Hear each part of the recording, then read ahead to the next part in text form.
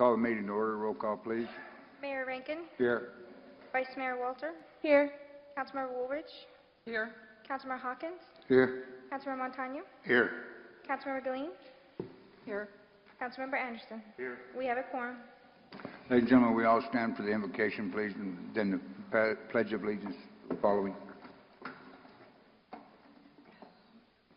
honored here this evening to represent the faith community here, and I would like to dedicate this to Miss Mary Louise Areola, and many of you know her as Beta, who died this week, a great lady from our community.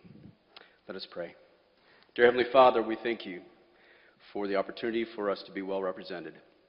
God, we pray that you would bless this meeting. We pray that you would bless the council and all those who present this evening. Lord, we pray that you would give us minds of wisdom, of patience, and a sense and spirit of community. Amen. Thank you.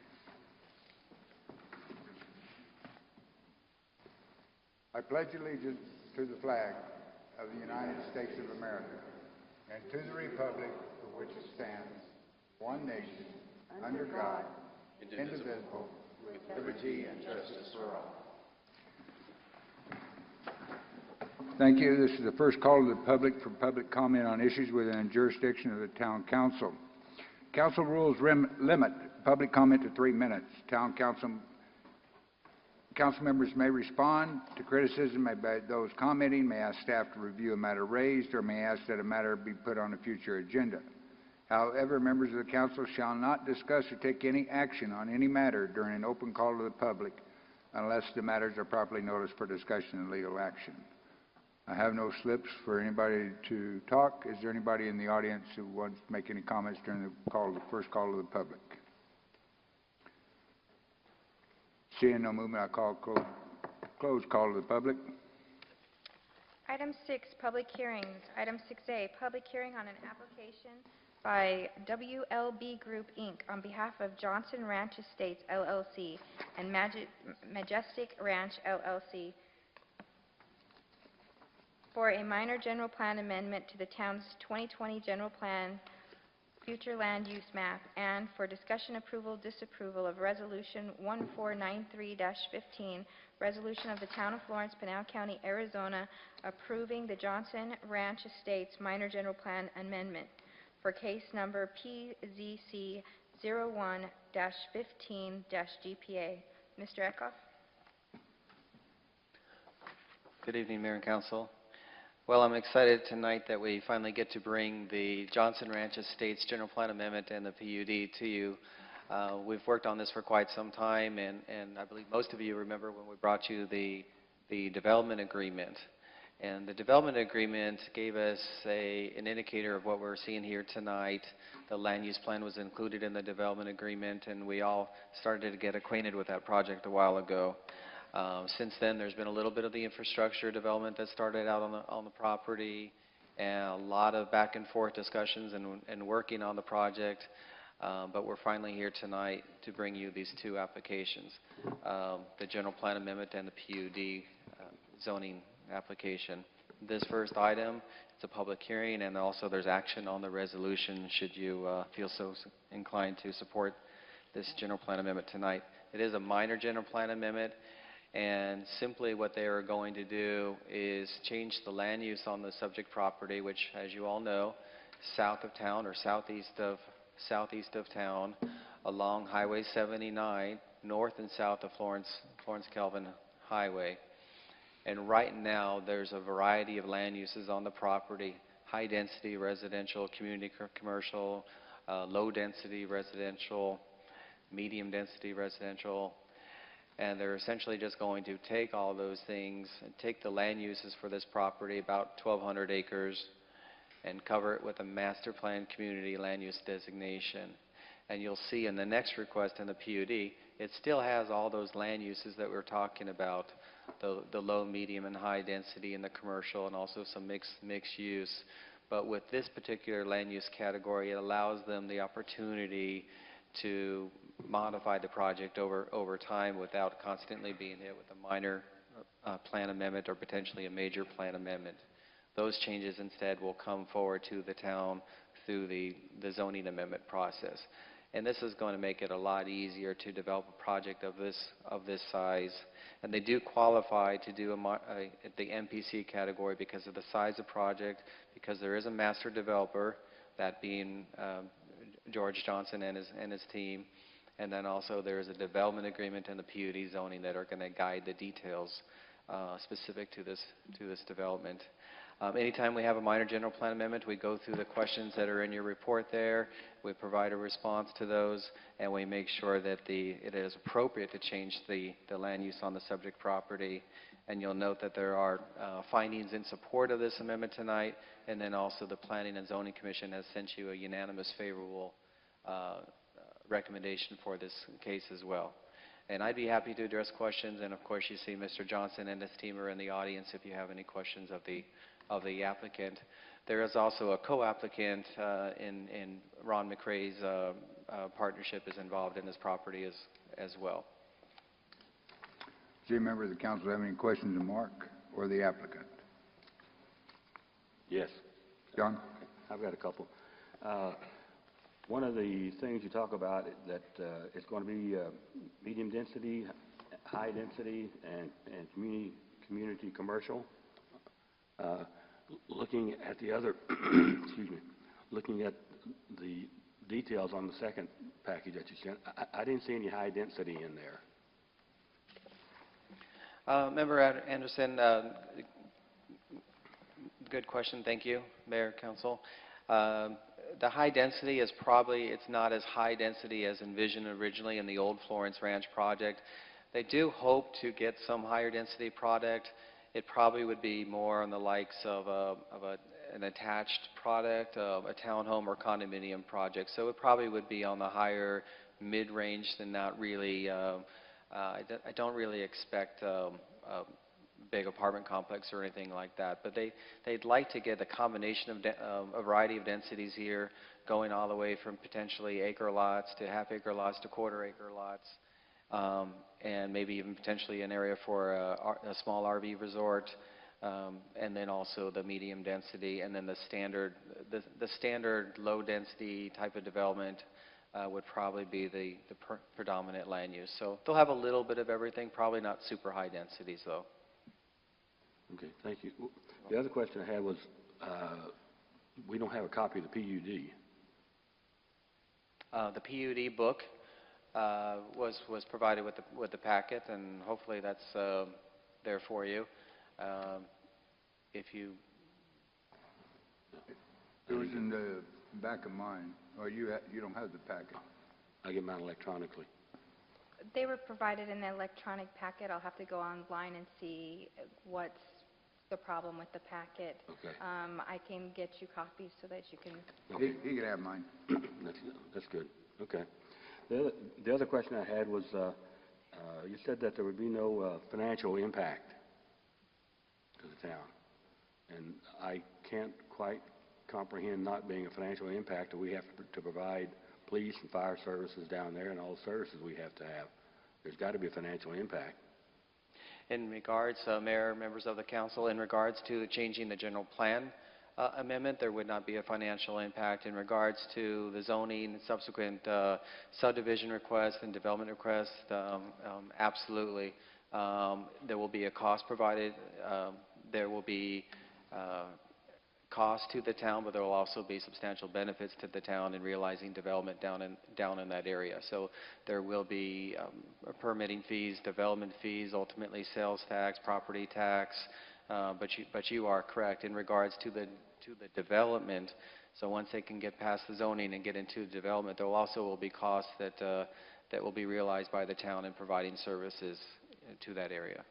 I guess I'd like to see a financial impact on this thing before we approve it, because I'm assuming that we'll at least break even. But it says that it's 12 miles from town.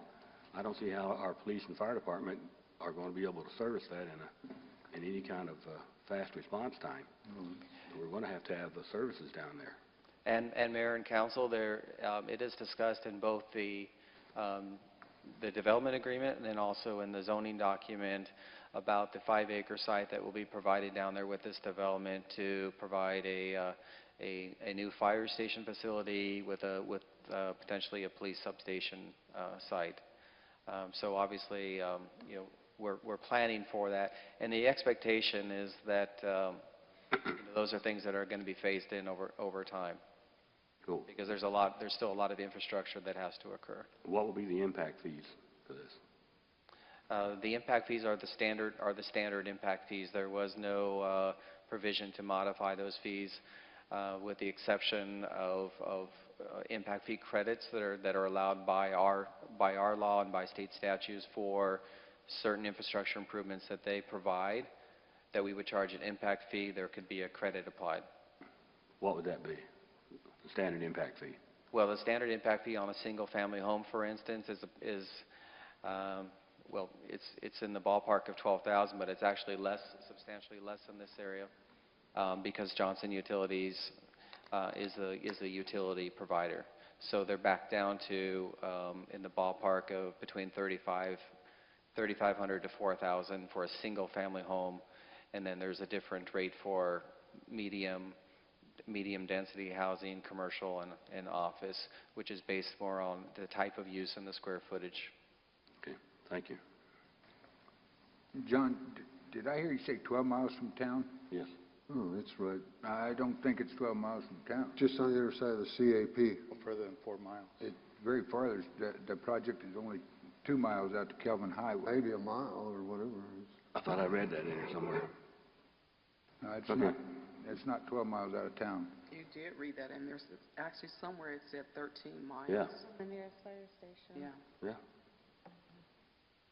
Oh, there it is. yeah. Yep, on Where at, Bill? page 5, up on number 5 on page 5. The second to the last sentence says 13 miles.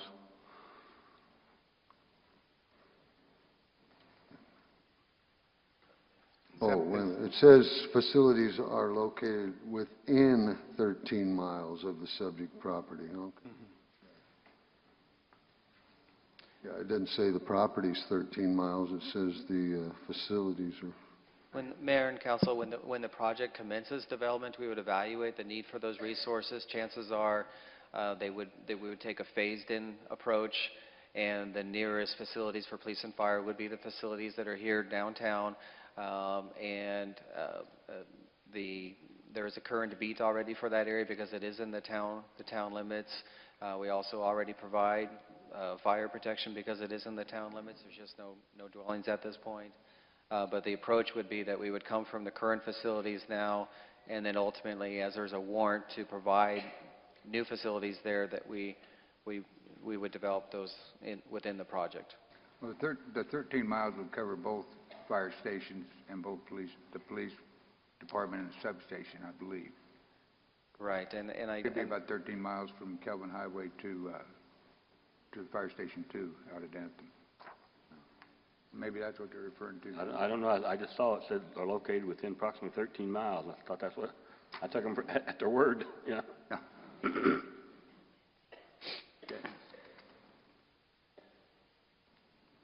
Do we need, is this open for public hearing, Lisa? As soon as you open it, sir, it will be. Okay. Any other questions of staff? Yes, I had also a comment regarding the education. I know that Florence Elementary School that's on Park Street is pretty much to capacity.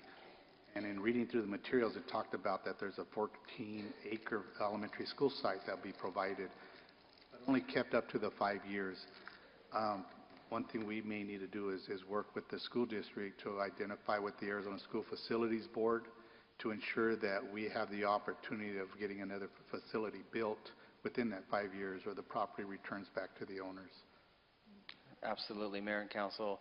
I agree, and I know perhaps on the zoning item, Mr. Johnson would like to address that, but I know that that's something that's valuable, that's important to him as well.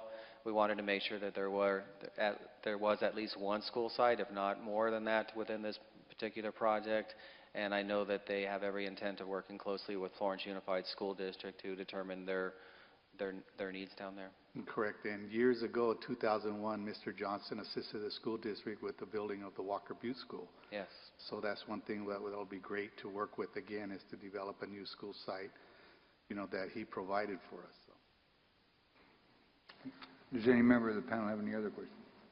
Or does any member have any of Mr. Johnson or his staff? Okay, at this time, I'll open the public hearing.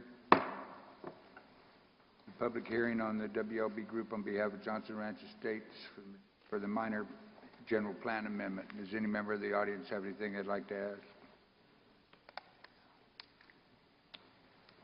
Seeing no movement, I'll close the public hearing. Need a motion.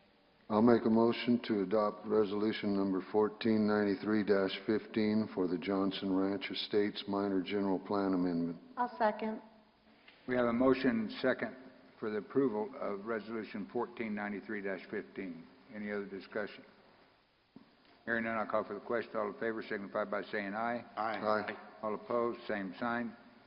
Motion carries. Item B is a public hearing on a request for an amendment to the Florence Planned Unit Development to amend and replace with the Johnson Ranch Estates Planned Unit Development. This will also be the first reading of ordinance number 625-15, an ordinance of the Town of Florence, Pinal County, Arizona, approving the Johnson Ranch Estates Planned Unit Development, PZC 0215 PUD. Mr. Eckhoff. Mayor and Council, so with the PUD request, we're getting more into the specifics of the plan of the plan development. And let me start off with this image here to reacquaint you with some of the other things that were going down in this area. The Florence Ranch project has been proposed there for quite some time. Around that also, we took in some state land called the rodeo parcel that received zoning on it, and that's adjacent to the rodeo grounds. There also is a project named Majestic Ranch and Senair, which have struggled a little bit, but I anticipate with this project moving forward, we're going to see some activity on those projects. Also, the provision of the water and sewer infrastructure down in this area is going to definitely spur activity. So, when we get into the specifics of the zoning, I believe this is the exhibit that you also, or most of you got familiar with when we talked about the development agreement.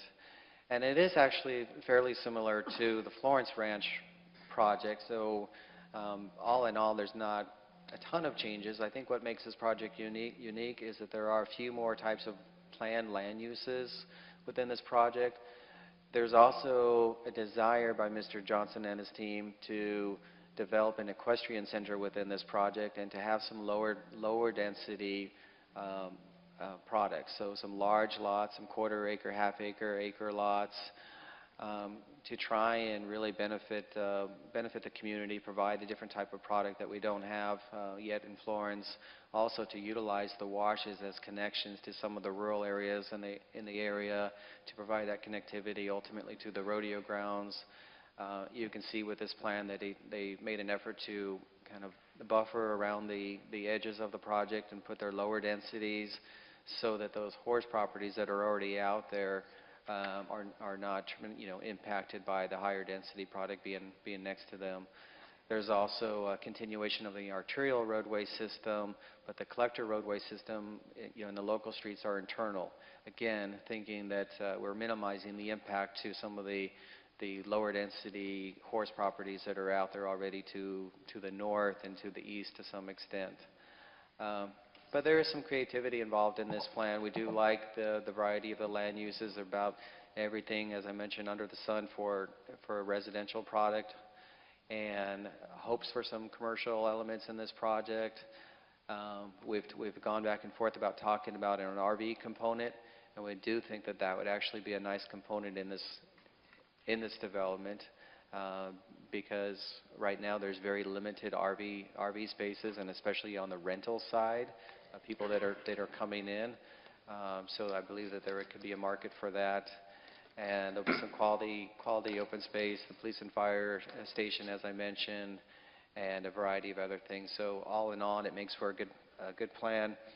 The density, as we envision right now, probably about just under 4 units to the acre overall. Most of that will be single-family residential, the typical 6 to 7,000 square foot lots, also some medium density, the mixed use, the local commercial. Up in the purple corner, you'll see that's where there's some infrastructure for the water and sewer development. And the equestrian center right now is located along the highway, although there's some options included in the zoning to potentially modify the location for that as we get more into the specifics. This also went to the Planning and Zoning Commission, and they sent you a favorable recommendation on this case as well, a unanimous one. And we have a public hearing on this item tonight, and then action would be at the next meeting. I have had an opportunity to discuss a couple of revisions to the conditions. Upon further review, Mr. Johnson and WB have asked for minor modifications to stipulations 6 and 7. These really are intended to provide both the town and the developer a little bit more flexibility to develop a project of this size over time. So condition number 6 is related to sidewalks, and that was written in there because there was a concern based on one of the cross-section exhibits about where sidewalks would be located on roads. And that's our intent that for most cases within this development, we'll have sidewalks on both sides of the roads, and they will meet the town standards.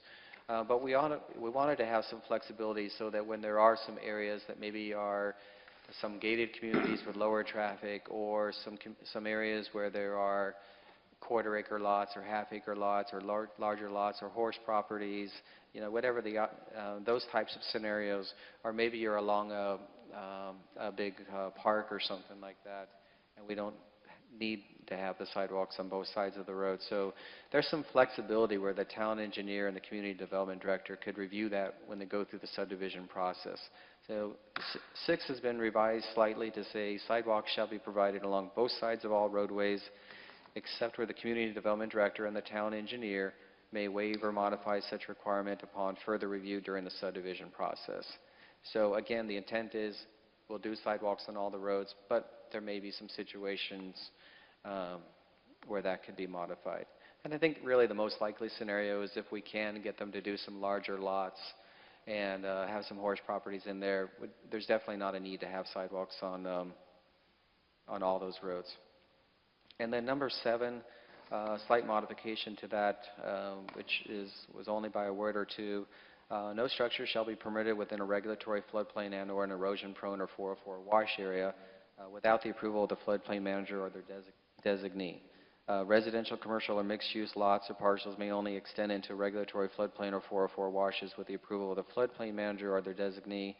FEMA floodplain or 404 washes shall be conveyed to and maintained by one or more HOA or property owner associations established for Johnson Ranch Estates. So the intent there is that we just want to minimize the encroachment of development or development parcels into these areas that need to be properly maintained for flood control purposes and drainage purposes. And the applicant has agreed with these modifications, and we're supportive of them. And what we'd like to do is just, since we're not acting on this tonight, is put these into the ordinance, get that back out to you, and it will be acted on at the following meeting, if that's okay with the mayor and council. And I think at this point, mayor and council, I would just stop there and be willing to take any questions you may have. Okay. Any member of the council have any questions, Bill? Yeah, on the RV portion of it, is that actually going to be like motorhome RV, trailer type RVs, or is it going to be park models in there? I mean, I know some of them start out as RV parks, and then before you know it, they're full of park models, permanent. I'm just wondering which way is this? I mean, it doesn't really tell you. Right. Member Hawkins, Mayor, Council, the The thought right now is that there's zoning allowed to allow for an RV resort, and that zoning would allow for both the park models, which are considered an RV. Park models are 400 square foot structures. They're supposed to be temporary, but I know they get kind of fixed over time. But it would allow both the drive-on RVs and the park models. I think that there potentially could be a market for both. I know definitely for visitors, and because of the if they develop the equestrian center concept, maybe the rodeo grounds takes off a little bit more. I think the drive-in would be a pretty attractive component to the project. Thank you. Any other? Yes, I had a question on the setbacks. It talks about a 5-foot setback, but it also allows for bay windows and pop-outs to allow for a maximum of 2 foot on either side. So that's only going to leave a 3-foot side. Isn't that sort of narrow? John, where are you reading that? Page 14. 14 pages.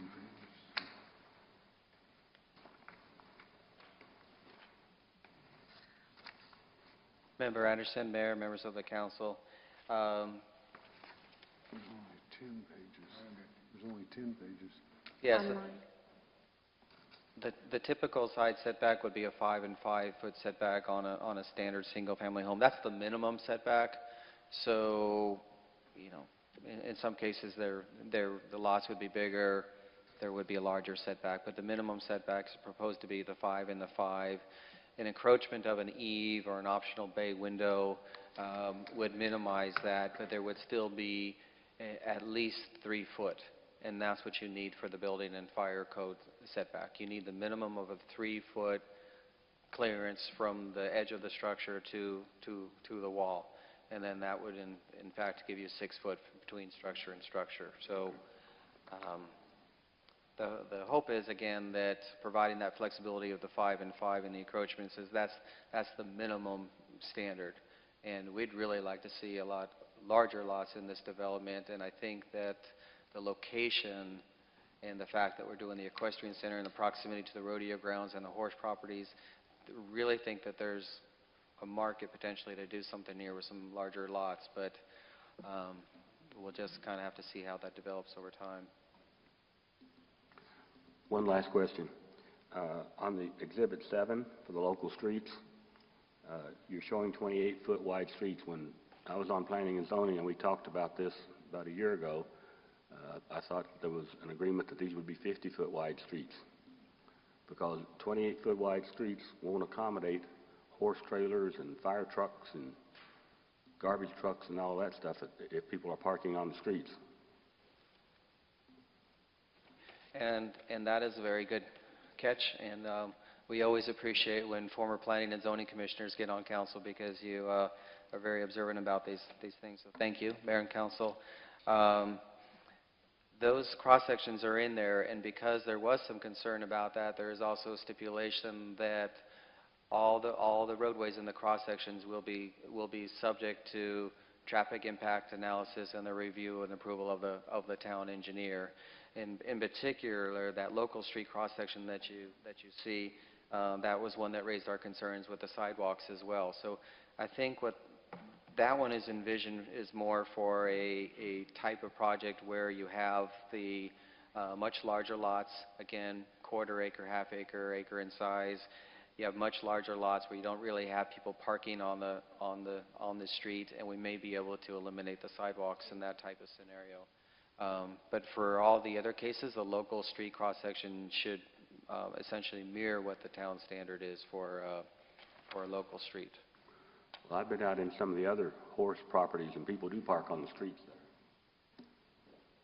there. That's true. It could happen. It could happen anywhere. And so again, I believe that the language is put in here because we don't really, on one hand, we want to do everything we can to encourage the development to happen south of the town, because we're, in the core, we've got a lot of things happening. North of town, we've got a lot of things happening.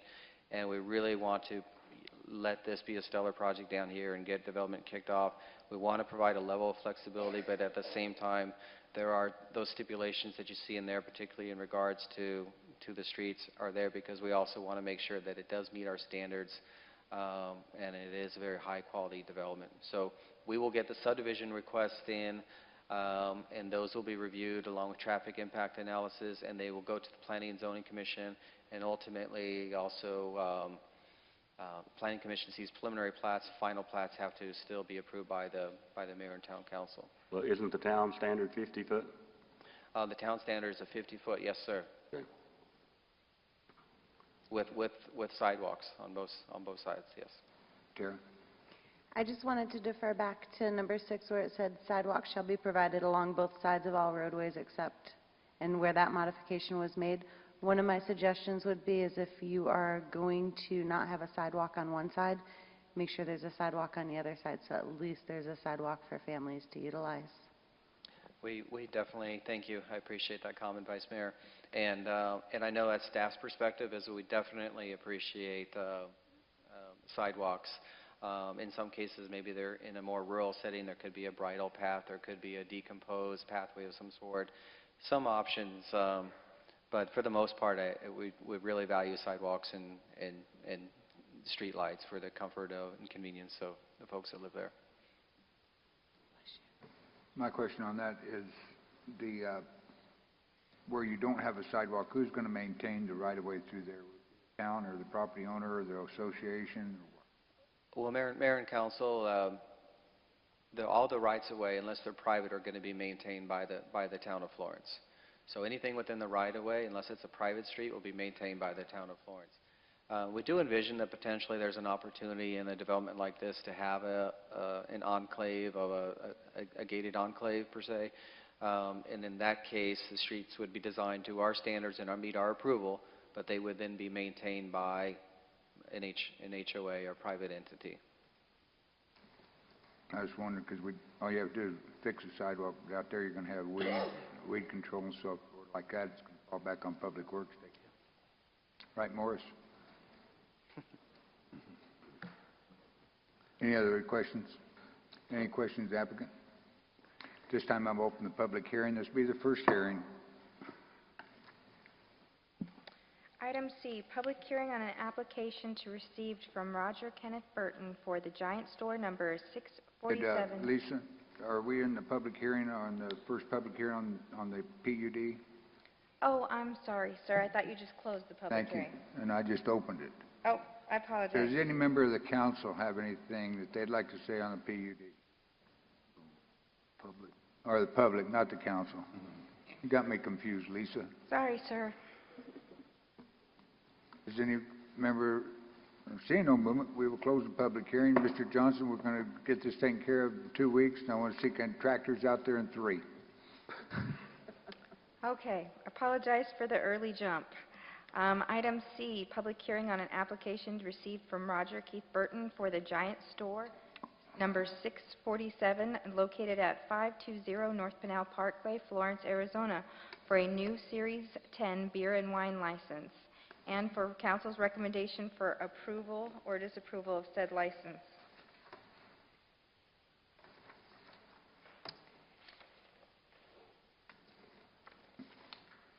Staff did receive an application for the store that's located on the 3rd Street and Pinal Parkway. That's the store that is to the west of Pinal Parkway. They had requested a new Type 10 beer and wine license for the new named store, the Giant Store, number 647. Staff did go out on site and post the notice for 20 days. No public comment was received during that time. Staff is making a recommendation for approval. Does any member of the council have any questions of staff? Was this a renewal? Because they already have beer and wine. Is this a renewal? This is for a new license that's going to be under the new owner's name. If you see the first page of the application, it is marked for a new license. Oh, it's changing ownership. Yes, and Oh, giving okay. them a All new right. license with a new number. Okay. That makes sense, okay. I thought maybe they were just renewing it. Is anyone from the applicant here? Applicant was noticed, but I do not see them present. Okay. I see they've already changed the sign out there. Went from Michelle to 76. Oh, This time I open the public hearing on application for the liquor license, Giant Store 647. Does any member of the public have anything they'd like to say? Nope. Okay. Public hearing closed. We need a motion, sir. Now we need a motion to approve. Like to make a motion to approve the Giant Store number 647 liquor license application. Take it. We have a motion and a second to approve the liquor license transfer for Giant Store 647. Any other discussion? Hearing none, I'll call for the question. All in favor signify by saying aye. Aye. All opposed, same sign. Motion carries.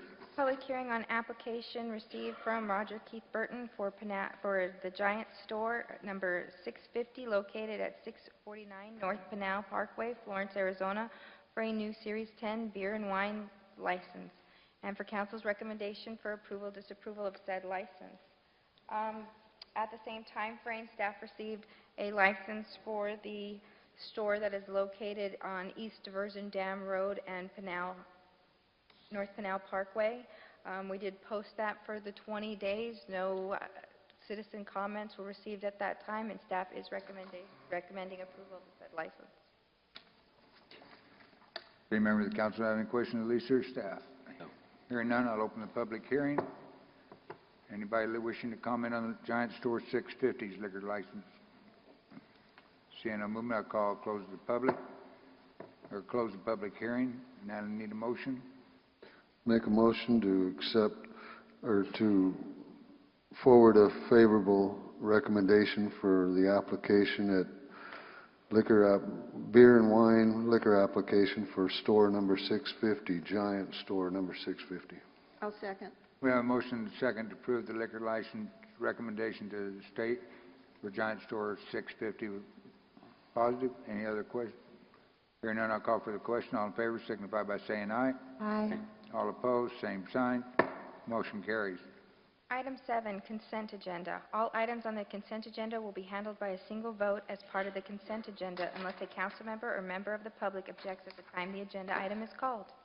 Item A, resolution number 1494-15, adoption of a resolution of the Town of Florence, Pinal County, Arizona, adopting a residential anti-displacement and relocation assistance plan for fiscal year 2015 as required under Section 104D of the Housing and Community Development Act of 1974 as amended.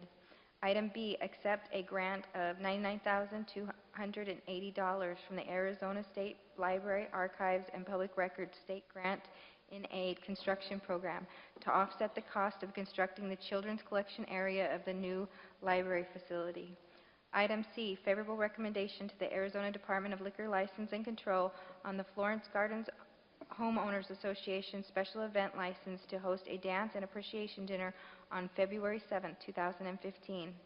Item D, favorable recommendation to the Arizona Department of Liquor License and Control on the Coolidge Florence Elks Lodge application for a special event license for the annual prison run being held at the Charles Whitlow Rodeo Grounds on February 8, 2015. Item E, favorable recommendation to the Arizona Department of Liquor License and Control on the Inception of Blessed Virgin Mary Roman Catholic Church's application to host a fundraiser on February 14, 2015. Item F, favorable recommendation to the Arizona Department of Liquor License and Control on the Greater Florence Chamber of Commerce's special event license to host a casino night on February 21, 2015 at Sun City Union Center, Anthem Merle Ranch. Item G, favorable recommendation to the Arizona Department of Liquor License and Control on Caliente Casa de Sol's application to host a Spring Fling fundraiser Woodstock Bar on February 21, 2015.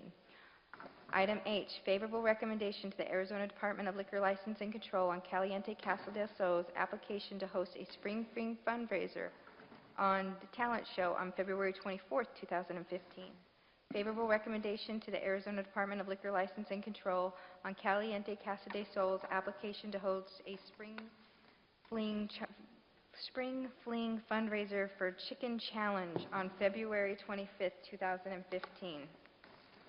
Item J, favorable recommendation to the Arizona Department of Liquor License and Control on Caliente Casa del Sol's application to host a Spring Fling fundraiser casino night on February 27th, 2015.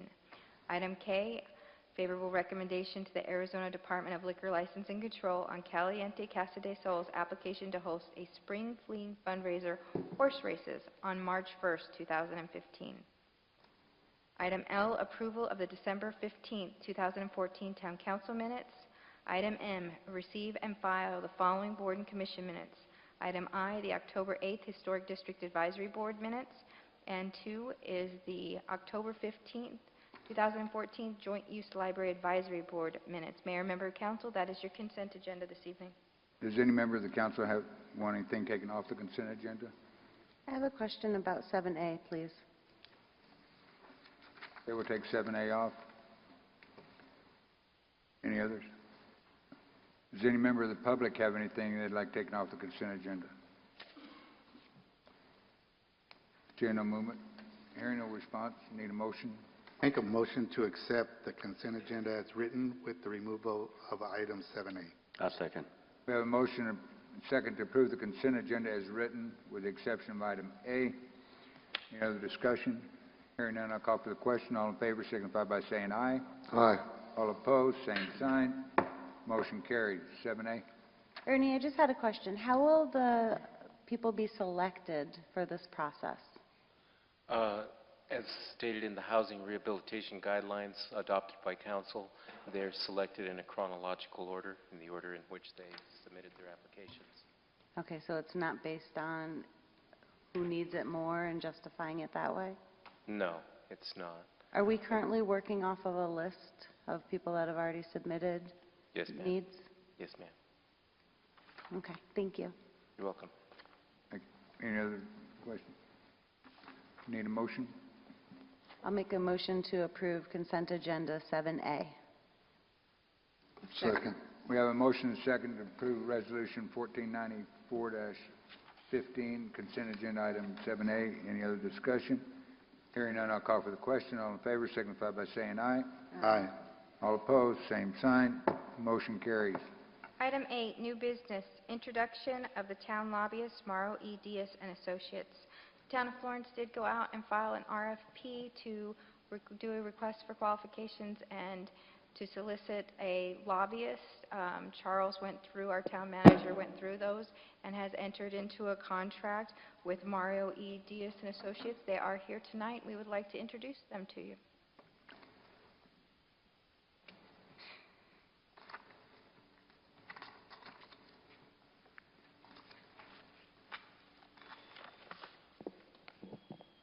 Mr. Mayor, members of the council, staff, and taxpayers of the town of Florence, my name is Mario Diaz, and I'm president of Mario E. Diaz and Associates. With me tonight is Melissa Keckler from my office, who's the Director of Government Affairs, and Charles Fisher, who's a senior associate. My firm is a bipartisan firm. We've been doing work at the Capitol for the last 15 years. I started my professional career by working for Congressman Ed Pastor, for Governor Napolitano, Attorney General Napolitano, and U.S. Attorney Napolitano. I'm sincerely honored to represent the town of Florence. I have a place in my heart for the town. I came here quite a bit while campaigning for Napolitano, and people here are so very, very nice, and L&B's restaurant is one of my favorites. You know, I'm honored that Mr. Montoya selected our firm, and for you, we'll be monitoring legislation, advocating when appropriate, but more importantly, we'll be the voice for the town of Florence at the Capitol. And we'll be immediately speaking to all 90 of the legislators to inform them about the good things that are happening in this town. So with that, I'll answer any questions you may have. Any member of the council have any questions of one of our mouthpieces up in Phoenix? We just get up there and get everything we want. You got it, Mayor. I mean, if you don't, then I won't sign the check. Okay. That's a deal. was make it, pretty easy. Well, that's a good point. Can we put them on a commission? We determine the commission rate and how they qualify. Yeah. I think that's a good idea. I think there's a contract, though, and I don't think we'll be able to do that. But I think that we discussed earlier today, I think three of the things that are really facing the council that we really need dedication on from you and your people are, one, the state, keeping an eye on the state shared revenues that we all know that we're all going to take a hit on. We don't know how much, but according to Governor Ducey's speech, that's one of the things that we're going to hit. So we have to be careful with that. I think the other thing is anything to do with this mine situation that we have out here. We need to keep on anything on that. I think another one is the annexation or the incorporation legislation that could be passed. We need to keep an eye on that. And anything to do with water. And Bill, I think you agree with me, water is one of the most precious resources we have around here, and we want to keep it and keep it clean. So I think that you've got some items that are very heavy, and I think it's not only associated to Florence, but I think to other parts of the state also. So if you just do that for us right now, our laundry list will get longer as we go along, of course. But welcome aboard. Glad to have you. Keep us posted on what's going on. Thank you, Mr. Mayor, members of the council. Thank you. We've got the manager report. He's not here tonight, so I assume that Lisa's not going to give it. I would just like to make one comment. If you'd see the first item underneath administration as a reminder to council that we have several work sessions coming up and planned for you. Please make sure that you have the 26th on your calendar. We have invited Mike Cafiso and Mark Reeder here to come discuss CFDs with us. We'll also be adding a couple extra topics on that agenda, so just want to make sure that we can have council here and present for that item. Okay. This is the second call to the public for comment. The public about anything about the town of Florence they'd like to discuss with the council. Does anybody have any questions? Or any public have anything they'd like to say? Seeing no movement, the two guys from Caliente that were here at 5 o'clock, thank you very much for coming. I'm glad you don't have anything to say like, why'd you do that? I'll close call to the public, call to the council. John? Yes, I saw in my mailbox today we have a meeting here on the 23rd. Is that right? Paul Yes. Gosser and Yes. would that be a good opportunity for us to have a good showing and make them aware of what our requirements are on the mine? I think that Congressman Kozar and Congresswoman Kirkpatrick will both be here. The 23rd, I was going to bring that up, but since you brought it up, yes, they will be here with a town hall scheduled from 2 o'clock to 3 here in the council chambers. I think that'd be a great place to bring up any issues you think would be of importance to the community. Yes. Good. And we'd like to make sure the community gets involved in it too. Exactly. So can we make sure that gets up on the website and we send out invitations? Okay. So. Okay, Ruben? Yeah, I'd like to point out the flyer's out already for the February 14th home tour that's coming out. So that's going to be kind of interesting. You can enjoy bringing family during the daytime and then celebrate Valentine's Day in the evening. So I know that the last couple of years I've done the tour walk, it was fantastic. It was interesting enough the last 2 years to meet with Marie Vita Ariola, and unfortunately she will not be able to attend this one. This is one of the functions she really loves. So that's something that will be missing her. I know the funeral arrangements will be this Saturday, so that's something we can hopefully let her rest in peace. So. Becky? No, I don't have anything. Bill? I just want to remind everybody that they're having the hearing on the public input hearing for the environmental impact on the mine at the gymnasium at the high school Thursday night. Actually, I think it starts at 4 o'clock to 7 o'clock is the open house, and then from 7 on it'll be a public comment, and you can get up and say how you feel about it, one way or the other. But we want everybody to participate. That's all I have. Valerie? I don't have anything tonight. Okay. Tara? A lot of what I was going to say was already said, so that's great. And also just something for us to think about with the way that the grants are given for the CDBG. I'd like to look at eventually prioritizing and seeing if we can do it on a need basis and justify it that way rather than a I've been on the list the longest basis.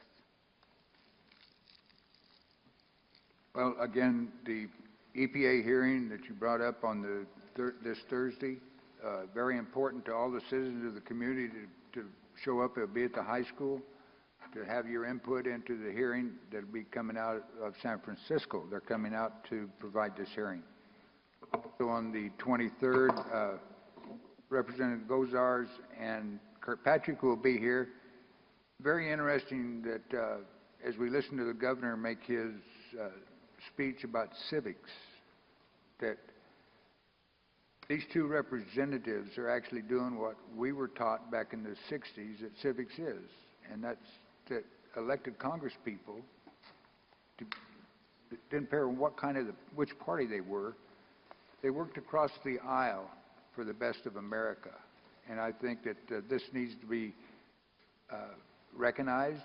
I think that civics does need to be taught back in the schools, because I think that that's one of the biggest things I brought out of civics class is the opportunity for either party to work together for the better of America. I'd like to thank everybody that sent the prayers and cards and well wishes for my granddaughter. Today was the best day we've had with her so far. We took off the ventilator, we took her off the dialysis machine, and one other machine, I can't even pronounce it. But Cardin Hospital up in Tempe, Mesa, did one heck of a great job on saving that little girl's life. So I want to thank everybody that sent us their prayers and condolences. The soccer and our basketball season is still going on at the high school, not having very good luck. I also like to send out condolences to Don and the football squad. They lost one of their coaches. Don happened to also be one of the very first explorers for the town of Florence Police Department back in the 70s, or in the 80s. We're going to miss him. He was an asset to the community. Don, rest in peace. Need a motion? Make a motion to adjourn to executive session. One second. We have a motion and a second to adjourn to executive session. Any other discussion? Hearing none, I'll call for the question. All in favor signify by saying aye. Aye. All opposed, same sign. Motion carries.